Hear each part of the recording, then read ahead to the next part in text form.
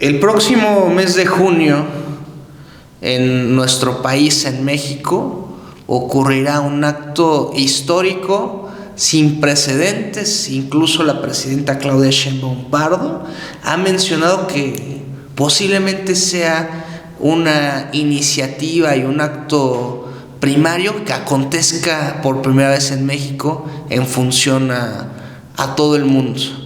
Se elegirá por voto popular, por una democracia abierta, a los miembros del Poder Judicial, jueces, magistrados y a los ministros de la Suprema Corte de Justicia, en función de buscar una renovación de ese poder con miras a que atienda a la sociedad, al pueblo, a los más desfavorecidos.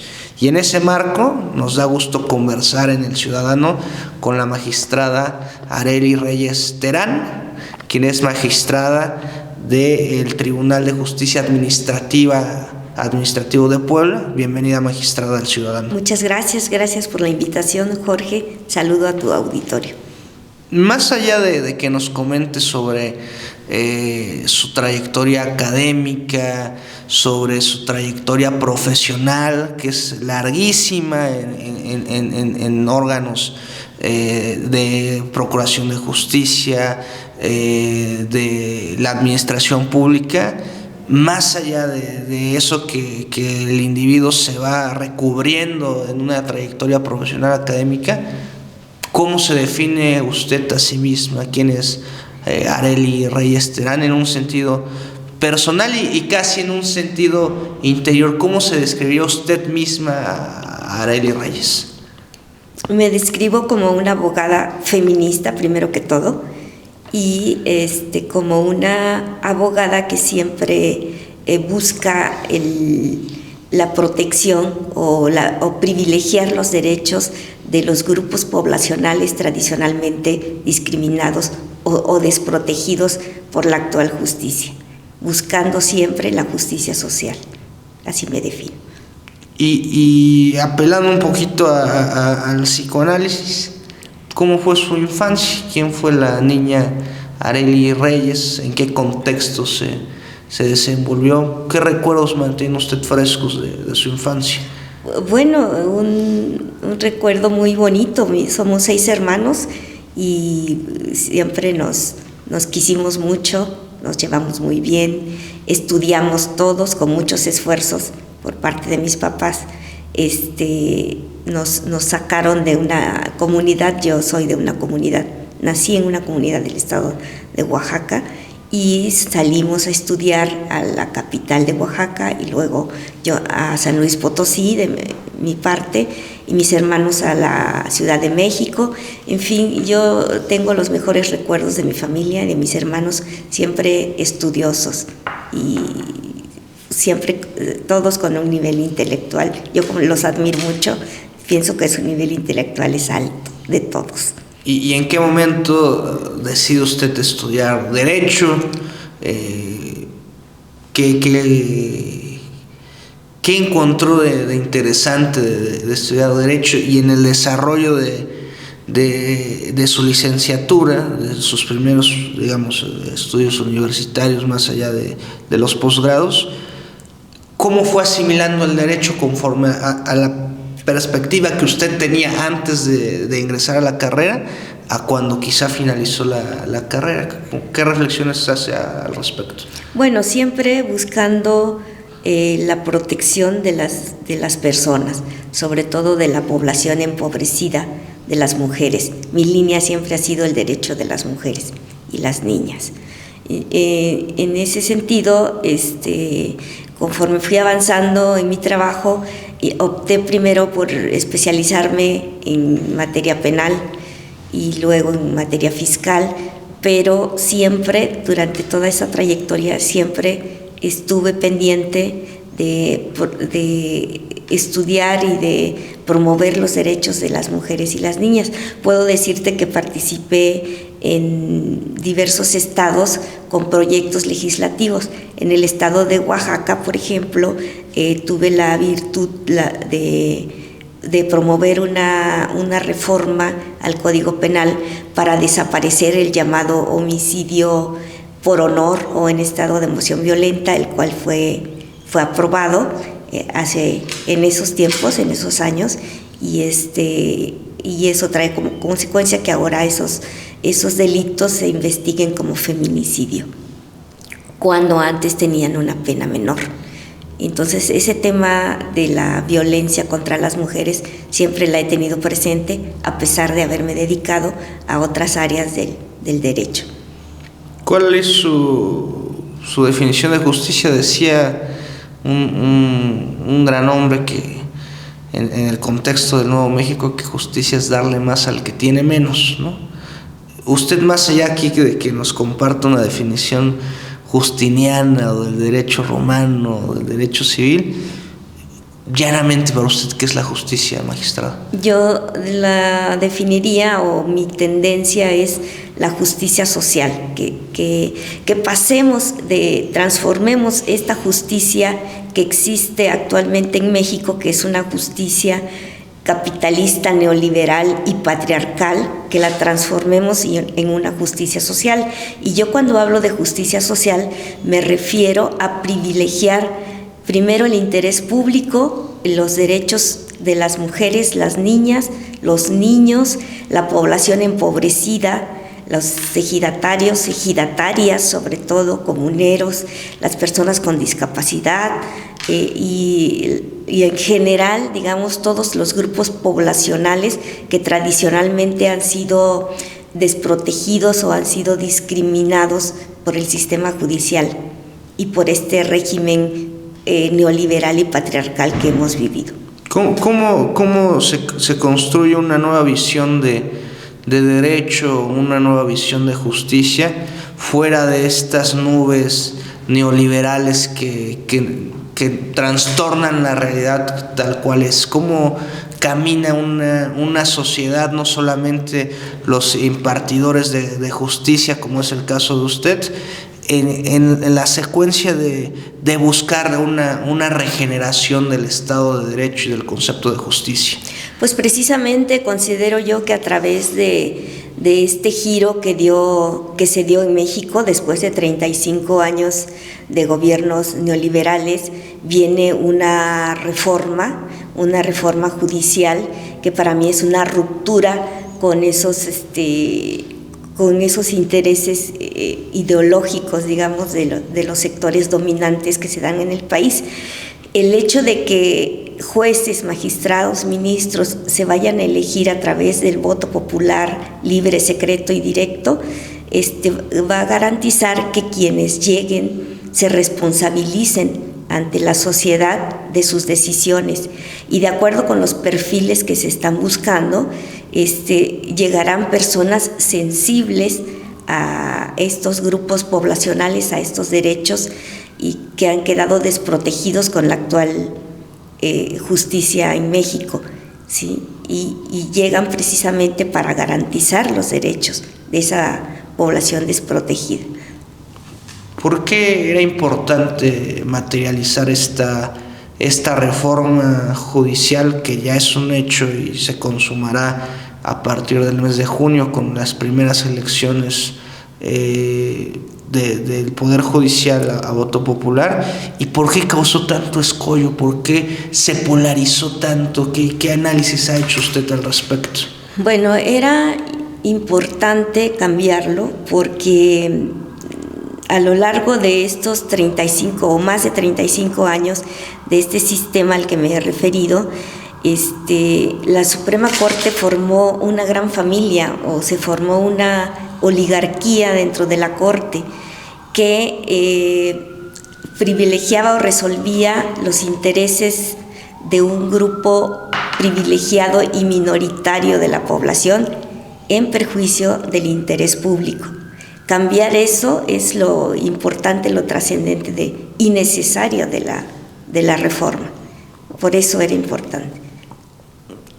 Quizá la contranarrativa conceptual o ideológica a lo que usted, y coincido plenamente, ha catalogado como la crisis del neoliberalismo, es esto que se ha instaurado o busca instaurarse, que es el humanismo mexicano. ¿Usted cómo lo entiende? Para usted, ¿qué es el humanismo mexicano? Precisamente buscar la justicia social, ese es el humanismo, ¿sí? Buscar que las sentencias, los precedentes, las jurisprudencias tiendan a proteger el interés público, el interés del Estado, por encima de proteger los intereses o las preferencias ideológicas de los grupos, los sectores privilegiados de la sociedad. Entonces el humanismo va en función de privilegiar los derechos de las personas desprotegidas, de los sectores poblacionales tradicionalmente desprotegidas por el Poder Judicial. Y ya un poco adentrándonos a la descripción de lo que corresponde a ser a un magistrado, una magistrada, como es su caso, particularmente dentro de esta sala o este Tribunal de Justicia Administrativa, ¿qué es lo que ve un magistrado ahí? ¿A qué asuntos se enfrenta? ¿Qué ritmo de trabajo llevan? Platíquenos un poquito al respecto, magistrado. Bueno, nosotros conocemos de conflictos entre particulares y autoridades gubernamentales, ¿sí? Por ejemplo, conocemos de las pensiones del ISSSTE, por ejemplo, ¿sí? Que es uno de los temas más importantes que me ha tocado resolver en el tribunal. Y todos los conflictos administrativos que se susciten entre los particulares y la autoridad, por ejemplo, fotomultas, cuestiones de predial, todos los actos administrativos. Sí. A eso nos dedicamos en el Tribunal de Justicia Administrativa. Hacía yo una reflexión hace poco tiempo con la ministra Lenia Batres, que tuve oportunidad de entrevistar, también de cómo el neoliberalismo se ha impregnado en las facultades de Derecho, en la conciencia de los estudiantes de Derecho. Yo tuve oportunidad de cursar mi licenciatura en Derecho en la Universidad Autónoma de Puebla, que es una universidad pública, y no había mucha reciprocidad de parte del estudiantado con esa conciencia de ser becarios del pueblo, de retribuir en un segundo momento a la sociedad la oportunidad que nos pueda estudiar, pero no solamente en las universidades públicas, sino en las facultades de Derecho de las grandes universidades privadas y en las licenciaturas en Derecho de las universidades privadas pequeñititas. Es la misma lógica del estudiante de Derecho en su mayoría, con sus honrosas excepciones, de pensar en términos monetarios, mercantiles, aspiracionistas, incluso en el mal sentido. ¿Qué análisis hace? ¿Por qué los abogados o los abogados en formación suelen tener estas características que he descrito? Bueno, yo creo que el neoliberalismo impregnó todo, ¿sí? Porque las personas que tienen hasta ahorita el poder de decidir y de definir iban por esa tendencia, ¿sí? Por una cuestión mercantilista. Yo te puedo ejemplificar con la resolución de la Corte respecto de los vientres de alquiler, ¿sí? La Corte, de alguna manera, en lugar de declarar la inconstitucionalidad de toda una reforma que se dio en el estado de Tabasco y que permite la renta de vientres, contrario a eso, digamos, la legalizó, ¿sí? Porque la declaró vigente, no declaró su inconstitucionalidad. Para mí los vientres de alquiler, y así se dijo en la ejecutoria de la Corte, para mí es una explotación reproductiva de las mujeres empobrecidas. Y aunque se dijo en la ejecutoria que la Corte iba a revisar ese tema, iba a revisar si se trataba o no de una mercantilización de los cuerpos de las mujeres, no lo hizo al final en su ejecutoria. Eso permite que en el país se sigan dando los contratos de renta de vientres y generalmente o en la mayoría de los casos tienen que ver con mujeres pobres, mujeres empobrecidas. Y esa es un ejemplo de cómo quienes han tenido el poder de definir y de decidir resuelven los casos. Y de eso se impregna todo, de esa tendencia mercantilista se han impregnado la doctrina en las universidades, la doctrina judicial, las jurisprudencias, en general todo el derecho. Lo único bueno de esto es que hoy en día se acepta que el derecho, además de expresar esas tendencias, esa tendencia a beneficiar al capital, también expresa el derecho las rupturas con ese poder, producto de la lucha de grandes sectores de la población a lo largo de la historia. Y eso es precisamente lo que estamos viviendo en este momento. Quisiera volver un poco al tema de la reforma en el análisis realista de su impacto. En esta conversación que tuve oportunidad de gestar con la ministra Lenia, ella comentaba que no se puede esperar que a partir del día siguiente de consumadas las elecciones del nuevo Poder Judicial o renovados los cargos, exista otro país en términos jurídicos, porque en términos prácticos es una reforma no tan amplia. Se reformó la electividad de los miembros del Poder Judicial a través del voto popular, quizá también de gran trascendencia el tema de el Consejo de la Judicatura, que no recaiga en la propia persona que es parte de, o quien preside la Suprema Corte tampoco preside el Consejo de la Judicatura, para que exista un órgano sancionador digno y consecuente, reafirmando también la austeridad del Poder Judicial como poder público, que no puedan percibir una remuneración mayor a la de la Presidenta de México, y que las canonjías se hagan a un lado, y también la eficiencia en los tiempos de resolución. Creo que es algo destacable en la reforma, pero esa es en términos prácticos la reforma. Entonces parece que la polarización se da concretamente en la electividad de las personas de impartición de justicia por voto popular. ¿Cuál tendría que ser el siguiente paso? Una vez ya renovado el Poder Judicial después de la elección, ¿hacia dónde tiene que caminar el sistema de impartición de justicia para que exista una renovación en términos de justicia social que usted ha descrito? Coincido con la ministra Lenia en el sentido que no va a ser de la noche a la mañana, es todo un proceso. Requiere, por ejemplo, de la revisión de muchos temas, de muchas jurisprudencias, de muchas tesis, para promover su abandono, su modificación y sustituirlos por nuevos criterios que sean acorde a lo que se busca, a una auténtica justicia social. Entonces sí es un proceso complejo en un principio, pero el hecho de que existan personas conformando ya la Corte con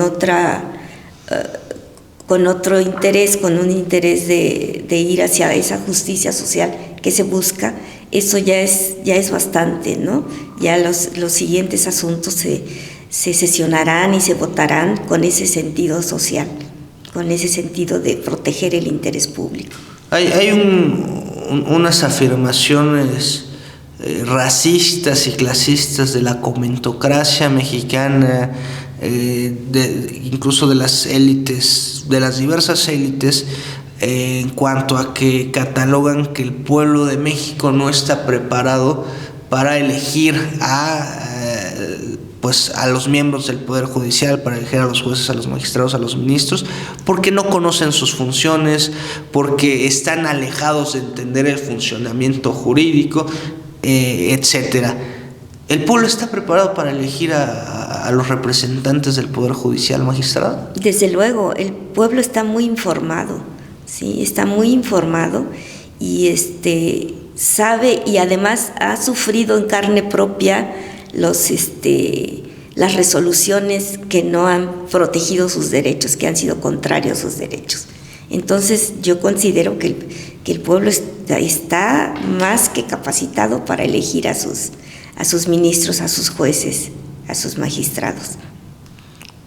Pues nos gustaría que nos comparta un último mensaje en reflexión a la reforma y a concebirla no solamente como un paso hacia la democracia, que lo es, sino como un hecho de trascendencia histórica, ¿no? Los gobiernos progresistas latinoamericanos en el pasado y en el pasado reciente han estado siempre obstruidos por los poderes judiciales, en esto que se ha llamado lawfare, la guerra judicial, han impedido la profundización de las transformaciones sociales.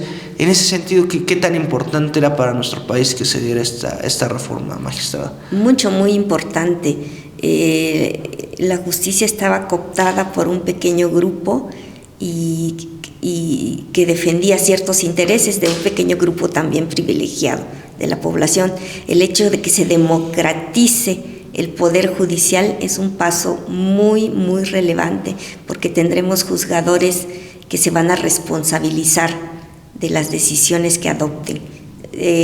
Va a haber una apertura más de la Corte y va a haber una tendencia a la protección de los derechos de los grupos poblacionales vulneralizados por este sistema que tenemos actualmente. Pues le agradecemos mucho su tiempo, magistrada, y ojalá podamos seguir conversando sobre este proceso que está próximo a realizarse de la elección de esta gran reforma judicial. Con mucho gusto, Jorge, muchas gracias y saludos a tu audiencia. El humanismo mexicano es, como ya lo comentó la magistrada Arely, la búsqueda de una justicia social para los sectores que históricamente han sido desfavorecidos. Así como se ha trazado desde el Poder Ejecutivo que por el bien de todos sean primero los pobres, también desde el Poder Judicial debe haber esa perspectiva de que la justicia sea darle más al que tiene menos. Esto es El Ciudadano México, comenten, compartan. Nos vemos la próxima. Muchas gracias.